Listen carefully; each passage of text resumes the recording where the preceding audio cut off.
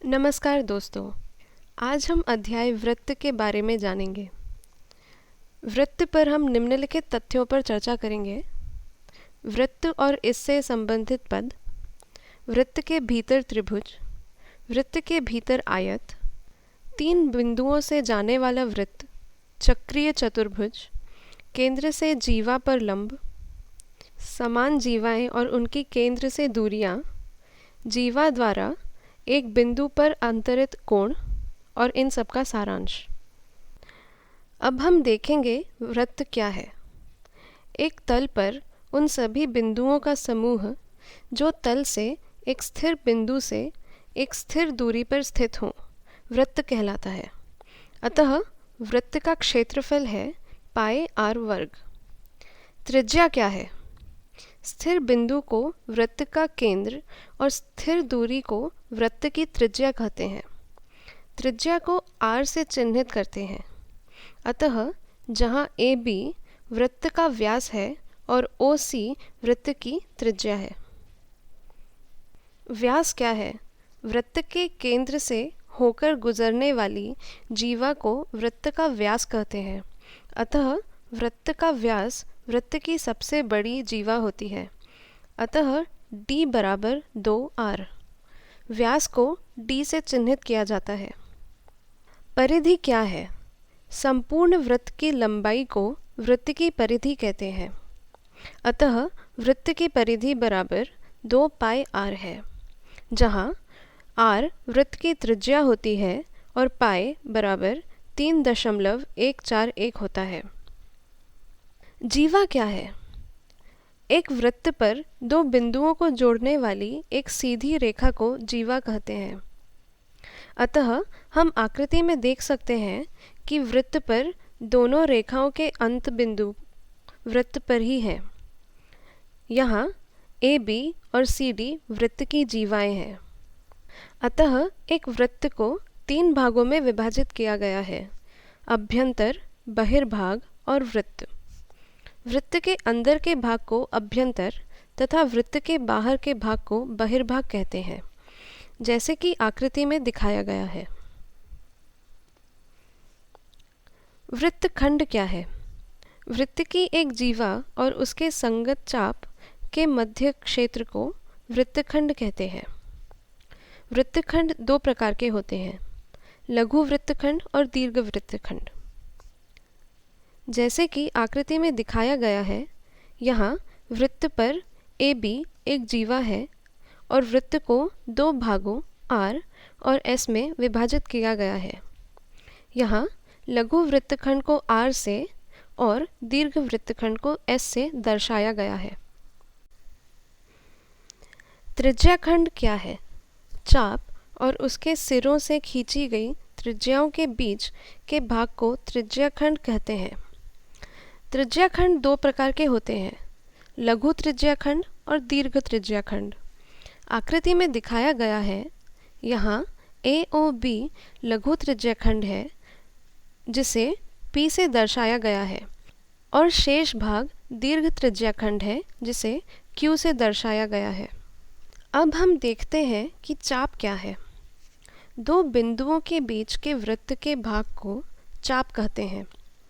चाप भी 2 प्रकार के होते हैं: लघु चाप और दीर्घ चाप। जैसे कि आकृति में दिखाया गया है, यहाँ LOM लघु चाप है जिसे A से दर्शाया गया है, और शेष भाग दीर्घ चाप है जिसे B से दर्शाया गया है। वृत्त के भीतर त्रिभुज। हमने एक वृत्त बनाया है जिसमें ABC एक त्रिभुज है, क्योंकि त्रिभुज की तीनों भुजाएं वृत्त पर स्पर्श करती हैं। अतः AB, BC और AC को वृत्त की जीवा भी कह सकते हैं। अब हम वृत्त के भीतर त्रिभुज के बारे में देखेंगे। त्रिभुज के तीनों शीर्ष A, B, C वृत्त पर स्पर्श करते हैं। अतः केंद्र O से इनकी दूरियां बराबर हैं, और यहाँ OB, OC और OA वृत्त की त्रिज्याएं हैं। यदि 2 वृत्त की त्रिज्याएं बराबर हैं तो दोनों वृत्त सर्वांगसम होते हैं। वृत्त के भीतर आयत। हम जानते हैं कि किसी भी आयत के आमने सामने की भुजाएं बराबर होती हैं, जैसे कि आकृति में दिखाया गया है।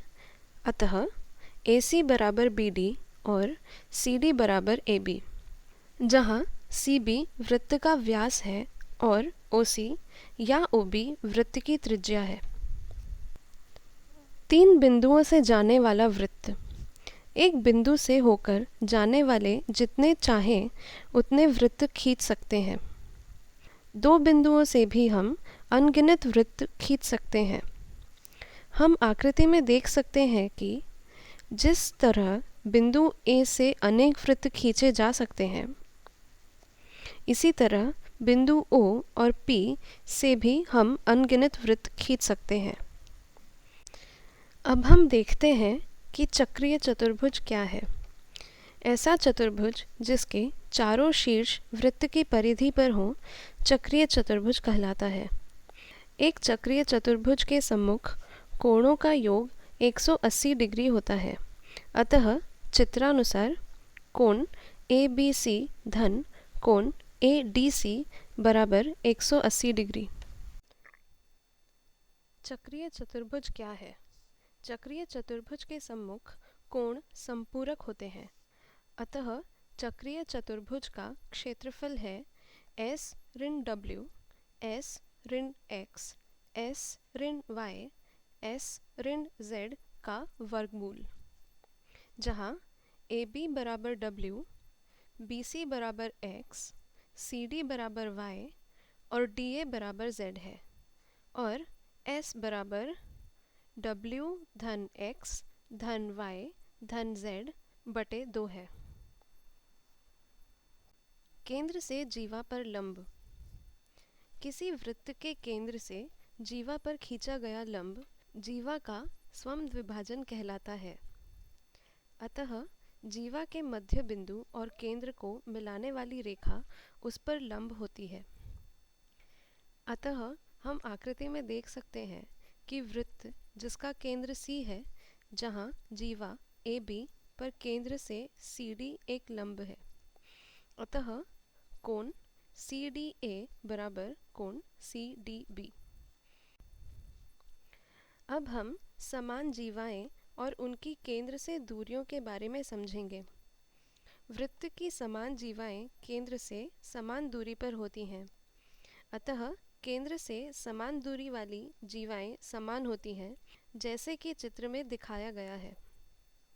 अतः वृत्त जिसका केंद्र S है, जहाँ समान जीवाएं केंद्र से समान दूरी पर हैं। अतः कोण AB बराबर कोण LM, कोण CD बराबर कोण NO और कोण EF बराबर कोण PQ। वृत्त की बराबर जीवाएं केंद्र पर बराबर कोण अंतरित करती हैं। अतः यदि एक वृत्त की जीवाओं द्वारा केंद्र पर अंतरित कोण बराबर है तो वे जीवाएं बराबर होती हैं। किसी चाप द्वारा केंद्र पर अंतरित कोण वृत्त के शेष भाग के किसी बिंदु पर अंतरित कोण से 2 गुना होता है। आकृति में दिखाया गया है। यहाँ AB, BC और AC वृत्त की जीवाएं हैं और केंद्र O से OA और OB वृत्त की त्रिज्या है। आइए अब हम उदाहरण के माध्यम से समझते हैं। उदाहरण 1। यदि एक वृत्त का व्यास 10 सेंटीमीटर है तो वृत्त की परिधि ज्ञात कीजिए। हल। अतः हमें ज्ञात है कि व्यास बराबर 10 सेंटीमीटर है। अतः तब त्रिज्या बराबर 10/2 जो 5 सेंटीमीटर है।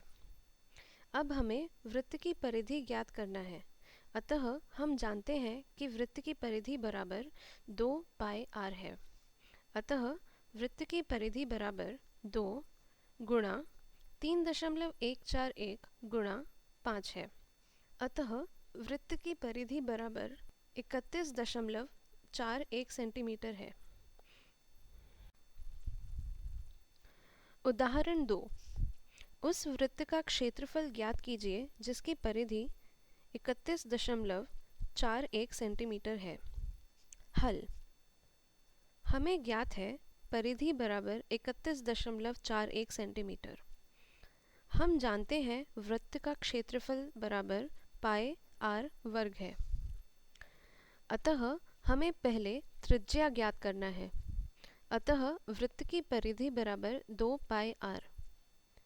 इसका मतलब है 31.41 बराबर 2 गुणा 3.141 गुणा आर है।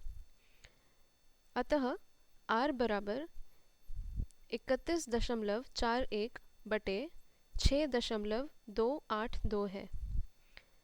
इसका मतलब आर बराबर 5 सेंटीमीटर है।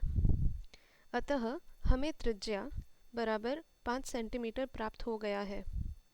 अब हमें वृत्त का क्षेत्रफल ज्ञात करना है। अतः वृत्त का क्षेत्रफल बराबर पाई आर वर्ग। इसका मतलब वृत्त का क्षेत्रफल बराबर 3.141 गुणा 5 गुणा 5, मतलब 3.141 गुणा 25 बराबर 78.525 सेंटीमीटर। अतः हमें वृत्त का क्षेत्रफल बराबर 78.525 सेंटीमीटर प्राप्त होता है। सारांश: इस अध्याय में हम मुख्य रूप से वृत्त की सभी अवधारणाओं की व्याख्या कर रहे हैं। अध्याय को समझने के लिए हमने अंत में प्रश्नों का गठन किया है।